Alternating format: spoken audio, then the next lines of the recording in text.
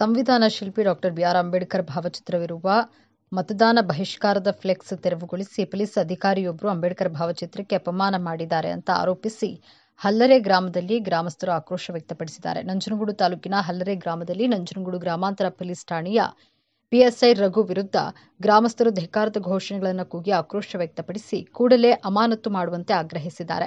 ಚಾಮರಾಜನಗರ ಲೋಕಸಭಾ ಚುನಾವಣೆಯಲ್ಲಿ ಮತದಾನ ಬಹಿಷ್ಕಾರ ಮಾಡುತ್ತೇವೆ ಅಂತ ಗ್ರಾಮಸ್ಥರು ಫ್ಲೆಕ್ಸ್ ಅಳವಡಿಸಿದ್ರು.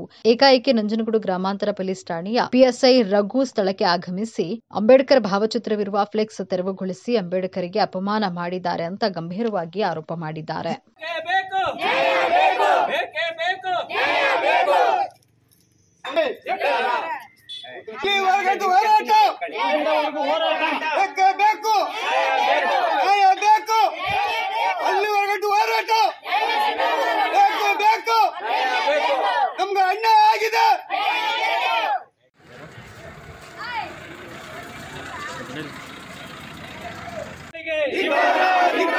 ಮತದಾನ ಬಹಿಷ್ಕರಿಸಿರುವ ಬ್ಯಾನರ್ ಅನ್ನು ಇವಾಗ ಒಂದು ಮತದಾನ ಬಹಿಷ್ಕಾರ ಫ್ಲೆಕ್ಸ್ ಹಾಕಿದ್ನು ಸರ್. ಹಾಗಾಗಿ ರೂರಲ್ ಪೊಲೀಸ್ ಸ್ಟೇಷನ್ ರಘು ಸಾಹೇಬರು ಕೂಡ ಇಲ್ಲಿ ಆಗಮಿಸಿದ್ರು.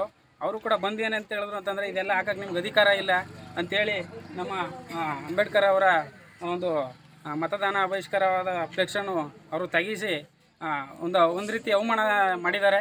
ಹಾಗಾಗಿ ಅವ್ರನ್ನ ಕೂಡಲೇ ಅಮಾನತು ಮಾಡಬೇಕು ಅಂತ ನಾವು ಊರ ಗ್ರಾಮಸ್ಥೆಲ್ಲ ನಾವು ಕೇಳ್ತಾ ಇದ್ದೀವಿ.